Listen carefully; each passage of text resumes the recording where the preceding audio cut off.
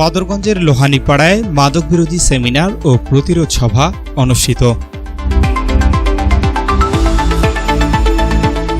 আসসালামু আলাইকুম।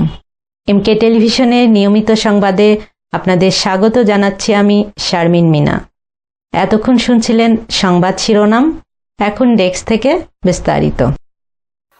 রংপুরের বদরগঞ্জ উপজেলার ১৫ নং লোহানীপাড়া ইউনিয়নের ঘিরনই মালতলা ঈদগাহ মাঠে মাদক বিরোধী সেমিনার ও প্রতিরোধ সভা অনুষ্ঠিত হয়েছে।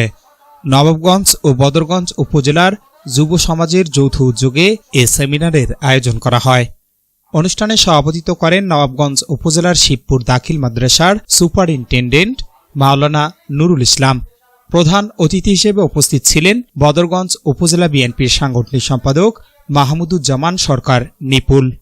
বিশেষ অতিথি হিসেবে উপস্থিত ছিলেন সমাজসেবক জাহাঙ্গীর আলম, নবাবগঞ্জ উপজেলার সাবেক ছাত্রনেতা হাবিবুর রহমান, বাংলাদেশ জামাত ইসলামী কুচদহ শাখার আমির সেকেন্দার আলী এবং একই শাখার বাইতুল মাল সম্পাদক মনোয়ার হোসেন।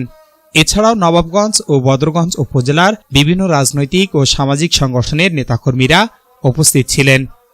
সেমিনারে বক্তারা মাদকের ভয়াবহতা তুলে ধরে বলেন, মাদক যুব সমাজকে ধ্বংসের দিকে ঠেলে দিচ্ছে। একটি সুস্থ ও সুন্দর সমাজ গঠনে মাদকের বিরুদ্ধে সামাজিক প্রতিরোধ গড়ে তোলার বিকল্প নেই। তারা পরিবার, সমাজ ও প্রশাসনের সম্মিলিত উদ্যোগে মাদকমুক্ত সমাজ গড়ার আহ্বান জানান।